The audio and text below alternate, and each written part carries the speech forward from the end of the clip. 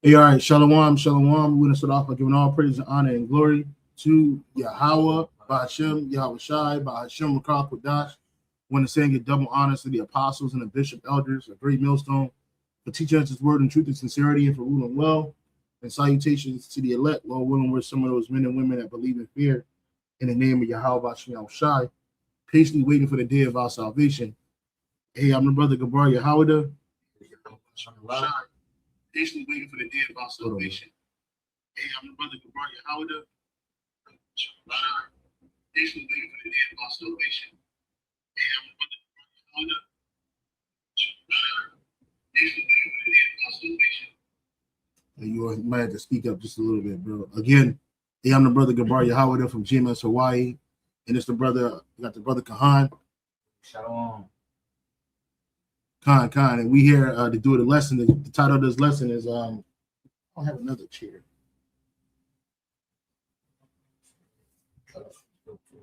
Yeah. Today's lesson is entitled "Slavery Still Exists in America, Hidden by the Fine Print."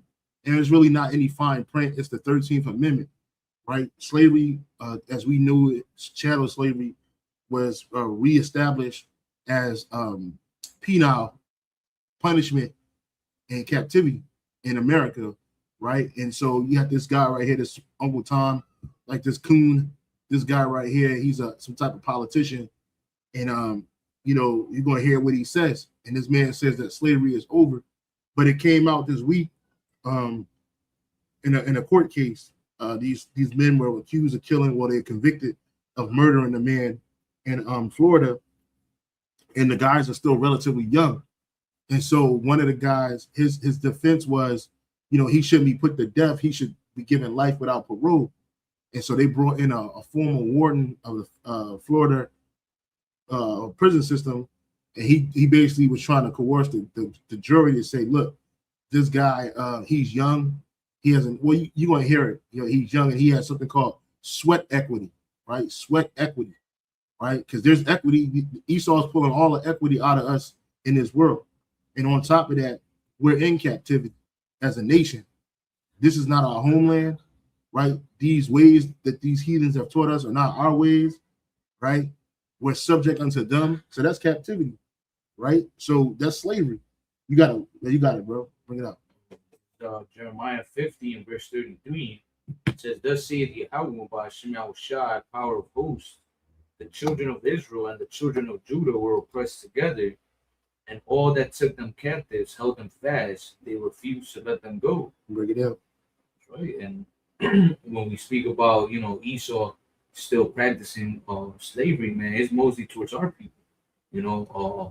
The jail system. What is it that they call it? The prison industrial complex. It's designed to keep the so-called Negro, Latino, and Native Americans in a loop of serving time, getting out, not being able to get a job or get back on their feet and resort to crime, and then back again into the prison system, which, as you're gonna hear, is free labor pretty much for Esau. And that's called a recidivism rate, right? They have something called a recidivism rate, right? What does a recidivism rate mean? It says derivative rate.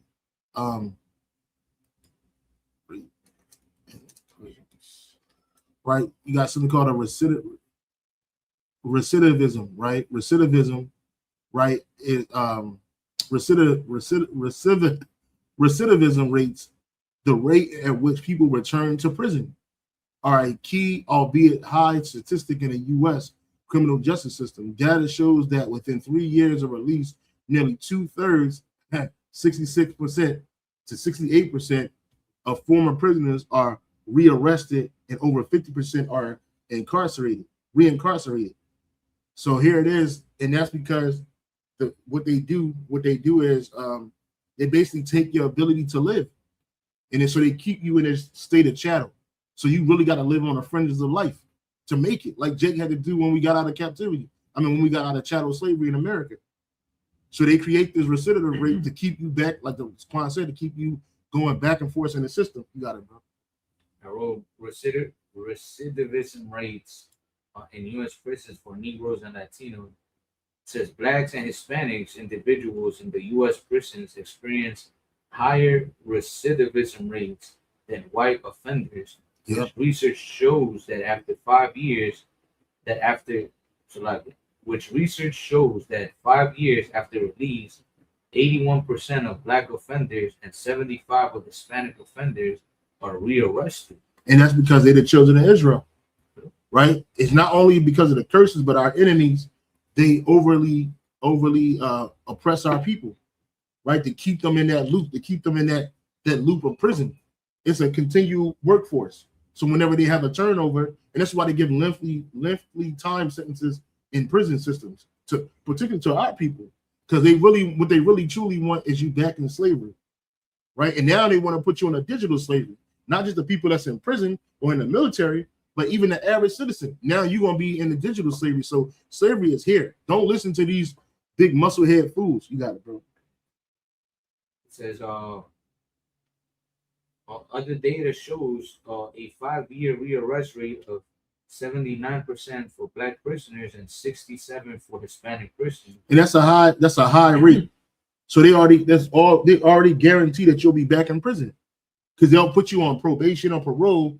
In the slightest mishap, you're right back in there, right? If you want a tether, right? Because that's all incarceration, because there's different levels of incarceration. So they be calling you on your tether, asking you all these questions: where you at, what you doing. They don't let you leave the state that you're in. That's prison. That's slavery, right? You couldn't leave the plantation unless you had paperwork to get off of that motherfucker, bro. If you got caught outside the plantation, it was a problem, right? That's what that was. So you got Jake here that so-called make it in society, but how do they make it? They got to get that precept where it says seek is not why seek is love, why trimmest thy ways to seek love. You got Jake out here trimming their ways to seek love to be accepted by the so-called white man, and they say shit like this.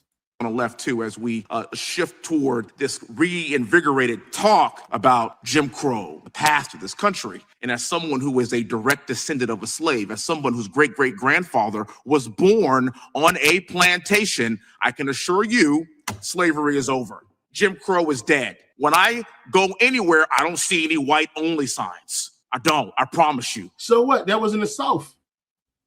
That was something to keep Jake segregated, to let you know if you could read, and you didn't even have to read. It was just known knowledge. Hey, Edomites go over here, Negroes and Latinos go over here. Even now, they still have those signs. It's just that they're not literal signs, but they're economic barriers. Yep. That you so-called Negroes, Latinos, and Native Americans, you Israelites, you can't enter, man. Yep. There's golf clubs that just entry fees are $1 million. Yep. How are you gonna enter there? You cannot.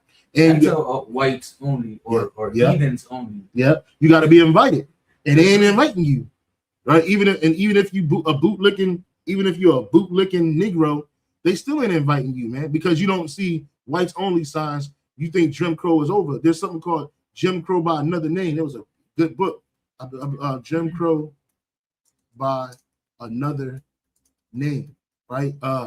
Yeah, it was written by, I want to say,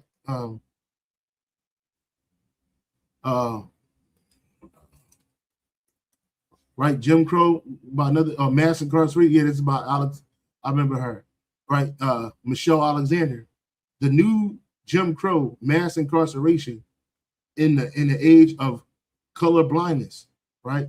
Michelle Alexander argues that the U.S. criminal justice system acts as a contemporary system of racial control, rebranding racial discrimination as a felon label.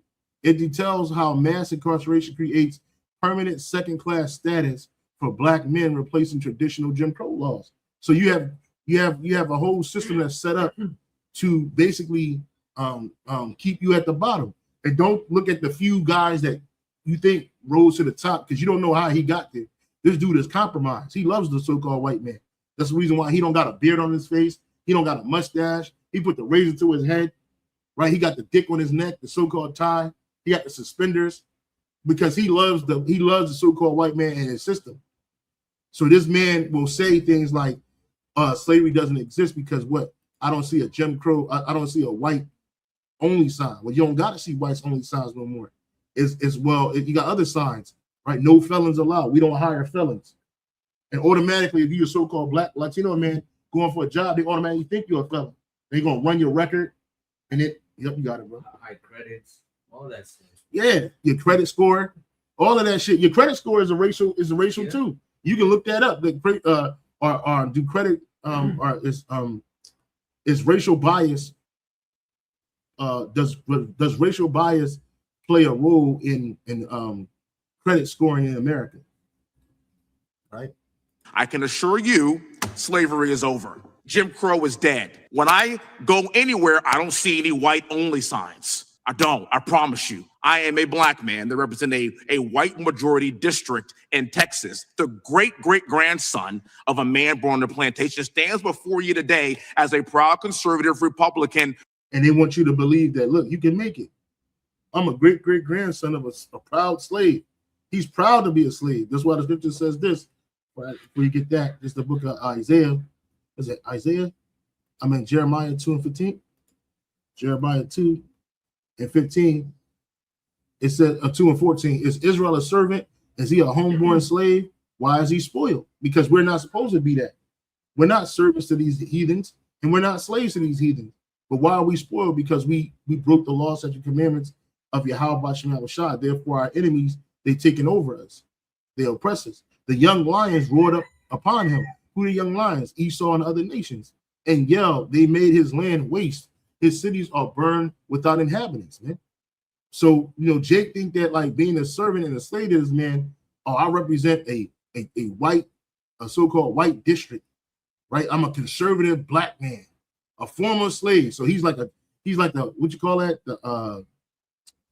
The story, he's like the kid that could, or the kid that did, right? Out of all these millions of so-called Negroes running around here, and this dude gets because he over a so-called white district, which they're trying to get this nigga up out of there anyway, right? He thinks that it's all good. Slavery is over. We won. We don't need reparations. Look at me. I'm a senator. I'm a district leader. I'm a councilman. You got something, bro? No, but you asked me to write on it. Yeah. I wrote off. Is racial bias, or does racial bias play a role in credit scores in America? And it says, yes, racial bias, and more significantly, the legacy of structural racism play a major role in credit scores in America. Despite the reporting agencies not using race as a data point, studies show that Black and Latino consumers are more likely to have low credit scores and no credit history, often due to the historical disinvestment, housing segregation, and the income disparities that are baked into the algorithm. Yeah, and which is part of the curses. You shall be the tail, and he shall be the head. The stranger that is among you shall come up above you, and thou shalt come down what? Very low. So here it is. They don't need the whites only sign. The brother just read it. Get credit. Even if you got so-called good credit, or you paid your debts on time, right? Your shit's still gonna be lower than the Edomite with the same type of credit profile. There's people be trying to get 800, a 700 score, which really is a medium score, right? Because they got. Let's see this. How high does credit score goes? It's like, they have places where you go rent in these condos, well, at least I know here in Waikiki, I'm sure it's in other cities throughout the US. You have to have a high credit, like 750 and above. Yeah. And then you have to have triple the income of the rent. So it's like, is that not a fucking sign for you? Yeah, that's a sign for you, because the majority of Jakes don't got that. Hell. Majority of Jakes got a 32 credit score, a 400, a 500, a 6. They ain't making that type of money. Nah. These condos looking into the ocean, in Ala Moana and shit, Bro, I worked in some of them, and they're paying like $25,000 rent. So imagine, bro. Like, a nigga don't make that in a year. If he lucky. You're gonna have to make that 3 times in a month. So you're gonna have to be making like 75,000 a month just to qualify to rent it. Yeah. It says the highest credit score possible is 850 for standard FICO and Vantage score models. However, specific types of credit like auto loans and credit cards, some lenders use specialized models that can reach up to 900. A perfect score is incredibly rare, held by less than 2% of people, but you don't need it to get the best interest rates. Lenders generally consider any score above 760 to 800 to be exceptional, right? And the average Jake don't have that. Let's look at the average credit. The average credit score. This one goes right into it. Persistent disparities. A 2017 Urban Institute analysis found that in 38 of 60 cities, there was a 100-point or greater median credit score gap between predominantly white and non-white areas. I got it right here. It says, as of 2024-2025, the average credit score for Black Americans is approximately 627 to 677, with studies highlighting a roughly 100-point gap compared to white Americans. The average Edomite credit score is 730. Reports indicate 44% of Black adults have subprime scores. That's below 620. This is what you get. So even at above 620, you're gonna get okay, you got prime, that's the one they want. Then you got subprime, it's below prime. Then you got subprime. So it's like it's crazy. It says reflecting significant racial wealth and credit disparities. The median score in many reports, the median credit score for Black individuals is cited around 639 and 627. Racial disparities. The average score for white Americans is often listed around 734, while Asian Americans have an average of 745. Young adult disparities. In the major Black communities, young adults from 25 to 29 have median scores of 582 and 687. In a majority, 582. This is from a 25-year-old to a 29-year-old, compared to a 687 to the majority of white community. So here it is, this fucking devil, he not even paying his bills on time, and he still got a 687, right? The persistent gap credit score gaps are consistent from young adulthood with roughly 90 to 100 point gap remaining stable from age 30 to 60, right? That's crazy. You put that into like, let's say a home mortgage. That shit is crazy. The percentage that you get for the loan at a 500 or at 600 is way higher, bro. Like double, 2.5 times of that of 700 and above. Yep. So imagine you as a so-called Negro Latino trying to buy a house, you're paying almost 3 times the price of the house that when an Edomite buys that shit. That's crippling. Yeah. They're crippling you through that. Well, even Malcolm X said that he'll pay double. The house slave will pay double to live in the house that's next to him. I mean, just to live next to the white man. He'll pay double what the house costs. Just to say, I live in a nice neighborhood. Right? The dude probably married to an Edomite, and this nigga a chocolate-covered Edomite. Great-grandson of a man born on the plantation stands before you today as a proud conservative. That's victory. A great-great-grandson of a slave. Let me see. Great-great-grandson of a man born on the plantation stands before you today as a proud conservative. He's proud. He's proud because he made it off the plantation into a higher office. Republican from Texas, as a believer and follower in Christ, and as a believer in a white Christ. He loves this guy. He believes in this guy. Type in Christ. This is what he believes in. He's a believer and follower the white man. The white man's got a God complex.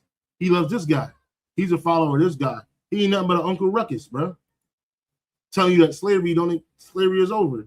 Believer in what this country can be and as a believer in what this country can be if we allow equality for not just Muslim Americans, not just Buddhist Americans, but also Christian Americans like yourself. God bless you, young man. You give me a lot of hope for the future of this country. You got that white shit on your fucking lips. Thank you for having the courage to yield back the remainder of my time.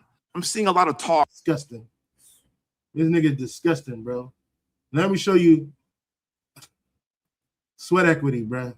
Let's tell this nigga he gonna get some sweat equity. Yeah, that nigga, you go to prison, you go into slavery. It's the worst type of sweat equity you can have, man. Niggas want equity in a company. Niggas want equity, home equity, equity in my car, if that's available. But sweat equity, bro, you ain't getting nothing for that. Like that, do you think that the prison would benefit from him in a work capacity if he were sentenced to life without parole? I say yes, with my experience, not only just incarceration, but as a former warden and even as a jail administrator. He's someone that's young, he's healthy. In reality, we need that labor, we need that sweat equity, and we will put him out there to work because we do have an aging prison population, jail administration, we have that. So we put these young individuals to work and get some sweat equity out of them since they are young and actually can do the work. Damn. Yeah, sweat equity. And that's what you niggas running into when you go, you want to be a YN, you want to be a thug, you want to kill people indiscriminately, but then beg for your life, right? Even though the nigga that they killed, he was a complete demon, right? But guess what? The Lord used 4 demons to kill one. That's how many demons it took just to take this nigga down, including using a demonic demon woman to set it all up, to orchestrate the whole thing and make the play. And these niggas just went up in there and shooting. These niggas don't give a fuck. His co-defendants, them niggas just sitting there like whatever. It's 2 of them, 3 of them all together. And they just sit there like whatever. They playing in the courtroom, smiling, laughing. Because these niggas, they don't care. Some niggas just love slavery. Like some niggas just love to be locked up because that's what you're going to be. Chained up every damn day with a bunch of men, right? Now you're never going to have no pussy ever again, right? You ain't going to get no woman unless you fucking one of them guard bitches. And that's going to be few and far in between. You know what I'm saying? And he locked up with a bunch of niggas getting sweat equity out of you for free. Because that's what they don't get paid anything. So this shows you that slavery still exists. How do we know? The 13th Amendment. The 13th Amendment ratified December 6, 1865. The 13th Amendment to the U.S. Constitution, which Bill Clinton, Barack Obama, and George Bush all said that the Constitution is just a piece of paper. That's all it is. So they don't hold fast to that shit. The 13th Amendment to the U.S. Constitution formally abolished slavery and involuntary servitude throughout the United States, except as punishment for a crime. So all these prisons are what? Involuntary servitude. They're slavery. Whether they want to admit it or not, it is slavery. Because what happens to you, they provide your clothes, your food, and your shelter. And you're in a cage. They put you in a cage. You're inside of a cage, right? You're eating subprime food. You got the subprime credit. You got a subprime credit. And now you got subprime food. And you're surrounded by other men that's locked up in slavery for crimes that they so-called committed. How many men are locked up right now in these facilities for a crime they didn't commit? And then you got to wait like 4, 5, 40 years to hope like somebody going to have mercy on you and get you up out of there. They even had weren't they complaining the jail system talking about that there wasn't enough prisoners or something like that? I mean, I've seen something like that.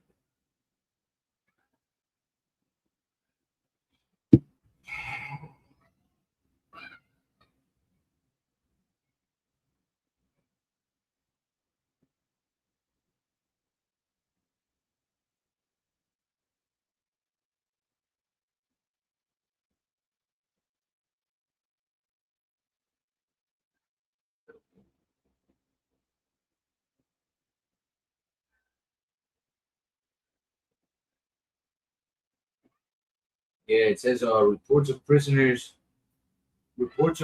complaining about not having enough prisoners often stem from private prison companies or facilities operating under contractual agreements that rely on minimum occupancy, not necessarily a lack of time or general occupancy.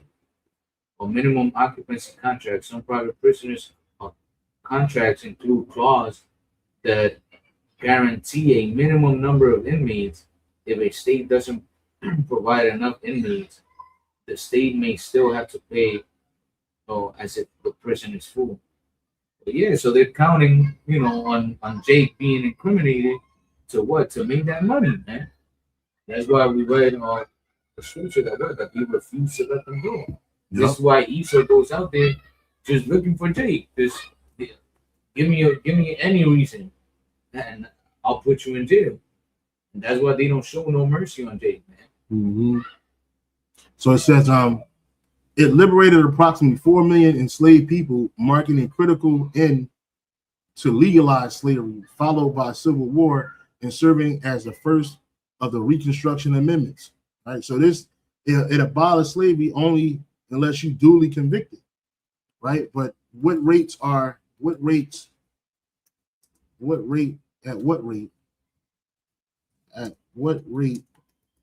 are Black and Latino people convicted for crimes in America? Right? It says Black and Latino people are convicted of crimes and incarcerated at significantly higher rates than white people. In the U.S., while making up roughly 13% of the U.S. population, Black, and they want to basically say that because of this, that all Blacks are inherently, Blacks and Latinos are inherently violent and criminal, or prone to criminality, because according to them, the rates are highly significant over white people. In the U.S., while making up roughly 13% of the U.S. population, Black Americans represent 37% of the prison population. 1 in 3 Black boys and 1 in 6 Latino boys born today can expect to be sentenced to prison, compared to 1 in 17 white boys. And Esau commit most of the crime. 3 times. You know what I'm saying? 3 times less. But our people with more. Why? Because it's a slavery mentality, the slavery conditioning. It's a slavery aspect of the prison industrial complex of America. It's just slavery by another name. Right? Don't let some Tom. And then on top of that, even beyond the prison system, America is a prison. America is set up to be a prison for us, for our captivity. This is Baruch chapter 3, verse 8. Behold, we are yet this day in our captivity, where thou hast scattered us for a reproach and a curse, and to be subject to payments, according to all the iniquities of our fathers, which departed from the Lord our power. So listen, anywhere we're at, particularly here in America, we're in captivity, right? And we're reproached, we're scattered, right? And we're cursed, right? Not we are cursed, but it says you're reproach and a curse. And to be what? Subject to payments. This is the reason why even you going to work, paying your bills, guess what? That's captivity. You're paying for things that the Lord set up for us to have for free, right? Because it's a part of our entitlement, our God-given rights, which they don't believe in that here, right? So not only are you in captivity through the prison system, you're in captivity through the payment system, which we're going to get into that in a second. You're in captivity to the heathens that you live around, because you got to be in their system. So you're not free. None of us are free. Did you get that precept about why trimmest thy way to seek love? The water, bro. You got the book of Jeremiah 2 and verse 33 says, "Why trimmest thou thy way to seek love? Therefore hast thou also taught the wicked ones thy ways." There it is. And what you're doing is you basically negating our captivity to seek love. You got the leaders, the so-called leaders of our people, which they're not leading you.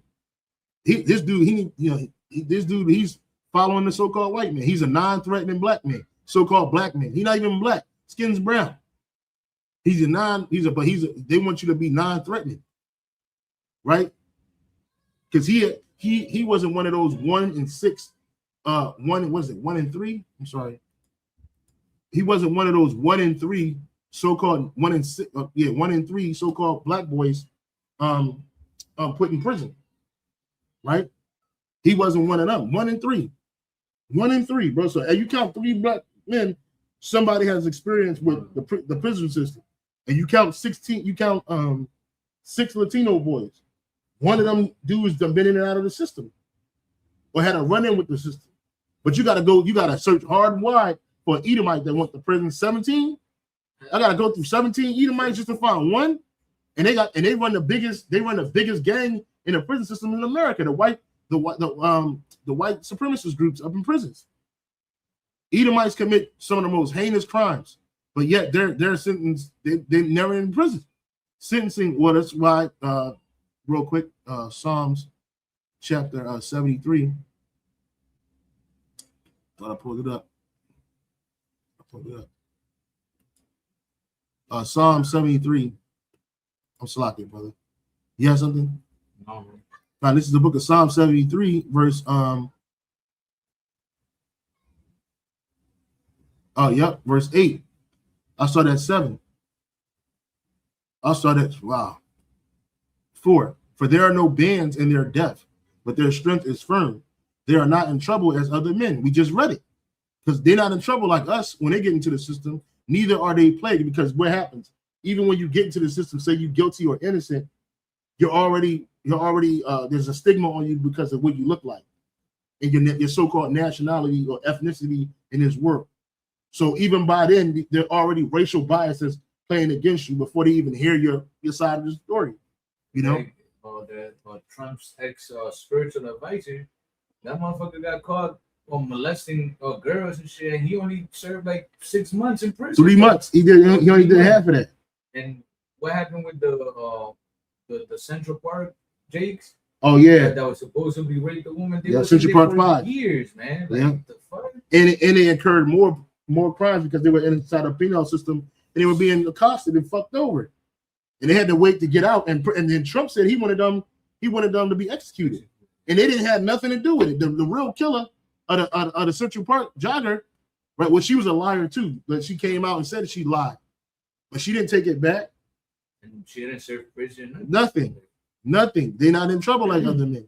Neither are they plagued like other men. Therefore, pride compasses them about as a chain. Violence covers them as a garment.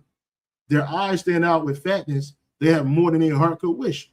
They are corrupt and speak wickedly concerning oppression. And you reading some of this. This is wickedly concerning oppression. It's corrupt. The system is not balanced, not just.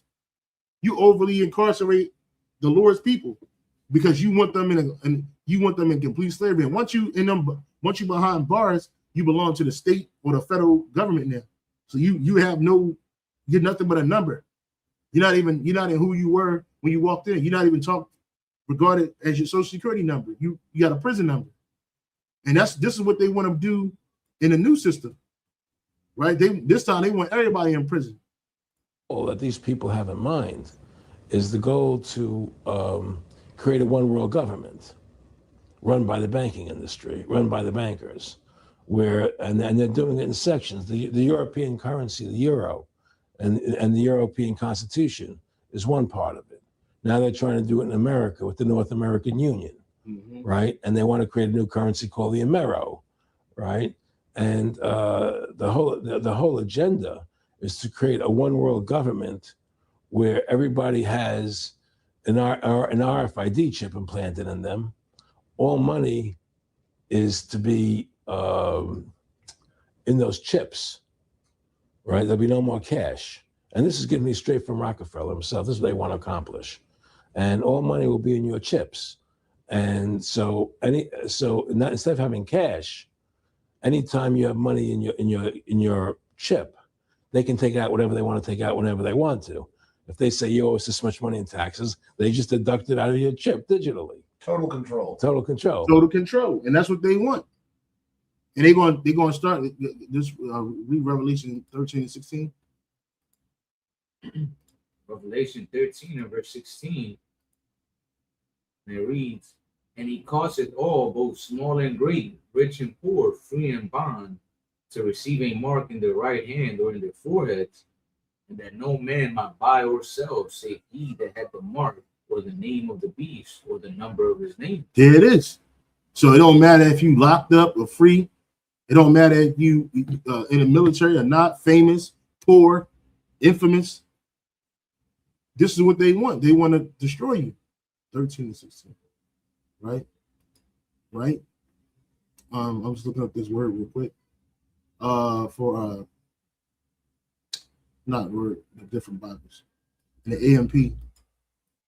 NLT, it says he required everyone, small and great, rich and poor, free and slave,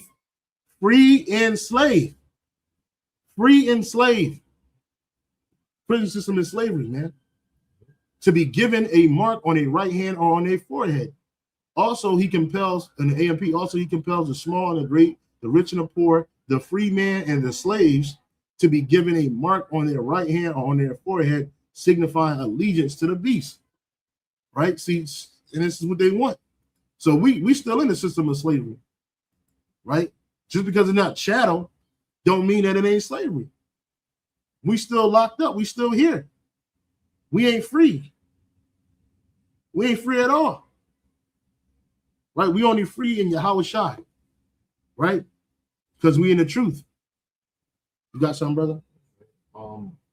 Well, I wrote, when can we expect a total digital economic ledger? And it says, a comprehensive global total digital economic ledger, often conceptualized as a unified blockchain base or a tokenized infrastructure, is not expected as a single sudden event, but rather a transitional shift likely to reach a critical inflection point between 2026 and 2030. So we're there, we're at the point where ESO is already, putting this in legislation, the adoption of the digital world is already happening real time, man. The tokenization of assets, everything is gonna be digitalized, man. Right? Yep. There was a point I wanted to make here too. It gives a key trends. It says massive digital growth, shift to tokenization. It says tokenization is shifting from pilots to production scale infrastructure, with plans for more assets to move onto the shared ledger system. Institutionalized adoption. So 2026 to 2030 period is expected to be a golden era for the digital asset adoption, driven by debt pressures, demand for alternatives to traditional finance, and improved regulatory clarity. And yeah, man, this is where we're heading. That digital slavery. Even though Jake is, more into that captivity now, well, ESO wants to make everybody a slave through what? Through the digital system, man. And this is what we're seeing happen. Yep. And so again, slavery exists, man. I want to get this from off the comment board. There's a couple brothers putting up a lot of information. Let me see. A lot. Digital redlining. Digital redlining is a discriminatory practice where internet service providers, ISPs, and technology companies underinvest in or exclude low-income minority neighborhoods for high-speed, reliable, and affordable broadband. It mirrors historic housing redlining, restricting access to digital tools necessary for education, healthcare, and employment. Why? Because they don't want you to be educated on anything, right? Hey, I remember one time I was in the ghetto and I was listening to Pandora. It never happened to me. No, I used to listen to Pandora here all the time, and I went back to Philadelphia, and I was listening to Pandora, and they cut my Pandora off, bro, and I was paying for it. They said I listened to 4 hours of music already, so I can't listen to 2 no more because of my location. So I was in the ghetto, so they limited me listening to music. I don't know if they still have it, but I've never seen it before. I was I'm playing the music all damn day, and that never happened. But when you go to the ghetto, these restrictions happen, right? Internet is always going out, cable is always going out. You're like, what the fuck's going on? People are like, damn, the cable's off again. Wait a minute, I paid the bill. What's going on? Because when you live in these so-called, when they say underserved or undereducated or underemployed, those are just different words for Black, Latino, Native Americans, bro. And they don't even talk about GAD because they ain't even got this on their plantations. It says the term redlining originated in the 1930s when the U.S. federal government Homeowners Loan Corporation created residential security maps for hundreds of cities. It says the red areas, neighborhoods with high concentration of racial ethnic minorities, particularly Black Americans, were outlined in red, deemed as what? hazardous and declining. But they were declining on purpose. White flight, y'all took all the wealth. You didn't want to live next to Jake. But Jake was being pushed into these densely populated areas. And they said it's hazardous, which when you do go to some of these neighborhoods, it is hazardous, but it happened over time. It wasn't an overnight thing. And now Jake is on autopilot with the wickedness. So it had you thinking that like, oh, this is how they all be. But you either might set it up this way. You make the system set up like this. You make destruction accessible to our people via your witchcraft, which is your music, your media industry, right? Your education system, right? Then you put guns, literally you put guns in neighborhoods, in trucks, and drugs. I mean, you dump tons of drugs on Jake, anything to keep Jake at a low vibrational state, right? And then you call our neighborhoods hazardous. There used to be another word, it began with a D. It was what would they call it? No, blighted. Blighted. They used to call it your neighborhood blighted, and that's when the white folks know that ain't no money down there. Now they gentrifying it, and rates are going up. They building all this brand new luxury apartments and shit. Niggas ain't living in luxury apartments like that, not in mass. You know, and they know that. So it says urban project segregation in the U.S. was deliberate 20th century government policy using redlining and urban renewal to concentrate people of color in dense, under-resourced public housing. You see, because public housing was set up for the wives of service members in the 1940s. So a lot of these projects that was here from that time, a lot of them are knocked down now. They house Edomites, and then FHA loans came out after World War II, and then everybody started getting houses except Negroes. You couldn't get no house, you couldn't even get no loan. And it's the same thing now. It's tough to get a loan now to buy a house, and we're in a buyer's market. You got something, Zaquan? Habakkuk 2:15 says, "Woe unto him that giveth his neighbor drink." Oh, let me put it on screen. You got it. Habakkuk 2:15, "Woe unto him that giveth his neighbor drink, that putteth that bottle to him, and maketh him drunken also, that thou mayest look on their nakedness." And that's what they do. They set it up so that they keep you going off so they can look on your nakedness. What is your nakedness? Your sins and your iniquities. And why do they do that? Because the scripture says this in the book of Revelation. The book of Revelation, I thought I had this too. Salakia.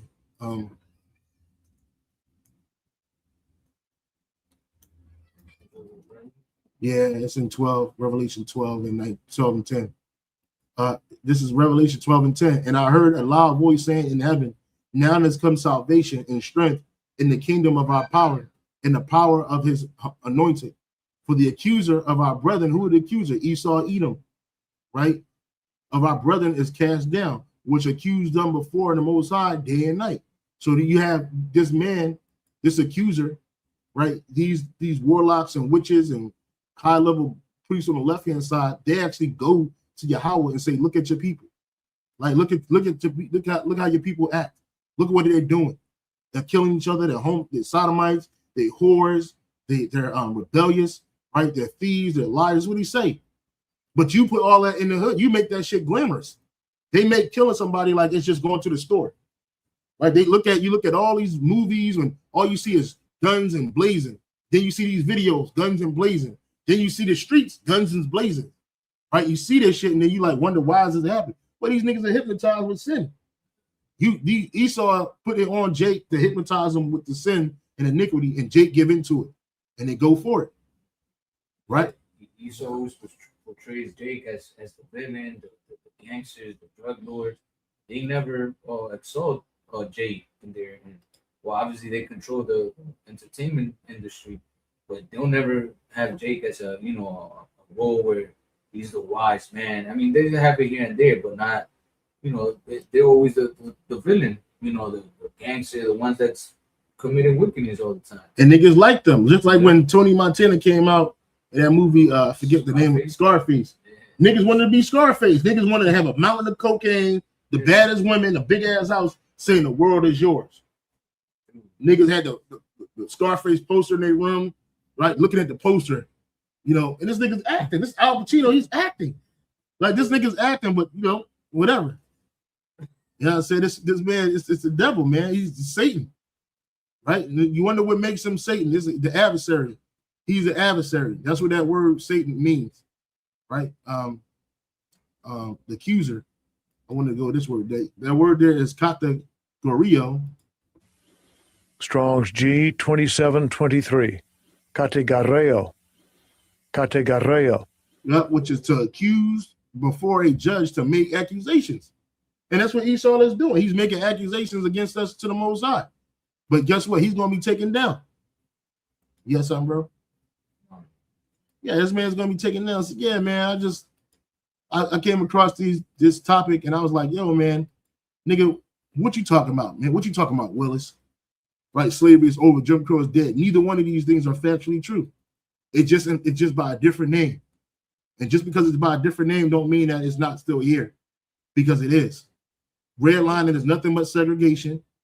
Densely populated areas where only Negroes and Latinos stay at is nothing but segregation. The separate but equal brown versus border education. There's nothing equal about the education system in America. It's highly restricted, and highly biased, highly racially charged. And these Edomites, even if they're not smart, you know, because according to them, Edomites have the high IQs. The so-called white man has a high IQ, in which they don't. It's a cap. But, you know, it's because they're well-funded. That's all. And this is a well-funded space to be a slave. You got the managerial class, and you got the underclass, and then you got the upper class. That's what you have, right? And America is separated in that system. And just because one Negro pops up above the rest, this nigga was propped up. You don't become a politician unless somebody get behind you, including the small hats, which he was defending the small hats, right? The white man had to get behind this nigga, and he had to be as less threatening as possible and goofy, right? He had to let this nigga hit the nigga. You can tell he shaves his beard off. I can see the outline of his beard right here. He shaves all that off, and he shaves his head because he might got the George Jefferson going on, and he thinks that's sexy. Right? Oh yeah, I'm getting up. I'm going out. Good job. Right? But nigga, you a slave, nigga. You got anything else, brother? Hey, so with that, man, we hope you're edified. We're gonna give all praises, honor, and glory. Salakia. I think I might have X'd out. Oh no. Okay, Khan. Again, we want to give all praise, honor, and glory to Yahweh, by Hashem, Yahweh Shai, by Hashem, Karakadosh. Want to say and give double honor to the apostles and the bishop elders of Great Millstone for teaching his word in truth and sincerity, and for ruling well, and salutation to the elect. Keep pushing, keep striving. And we almost out of here. Hey, shalom, brothers. Shalom.